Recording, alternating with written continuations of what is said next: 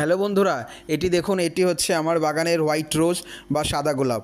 কেমন ফুল ফুটেছে দেখুন। এই ছোট্ট টবের মধ্যে বসিয়েছিলাম, বেশ 2-3 মাস হয়েছে এই গাছটি বসিয়েছি।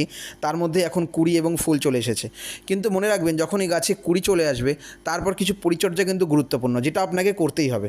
কুঁড়ি যখন আসার পরে যত পুরনো পাতা থাকবে, যে পাতাগুলো হয়তো দেখা গেল রোগাক্রান্ত, সেই সব পাতাগুলি আপনাকে কেটে দিতে হবে। এছাড়াও মাটিতে কিন্তু খাদ্য কিন্তু দিয়ে যেতে হবে।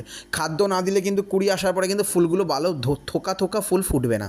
তো কী খাবার দেবেন আপনি এর মধ্যে সবার আগে আপনি নিচে মাটির গোড়ার গাছের গোড়ার আগাছাগুলোকে পরিষ্কার করে এবং মাটিতে কিছু খুঁড়ে নেবে এবং তার মধ্যে নিমখোল অবশ্যই ব্যবহার করবেন।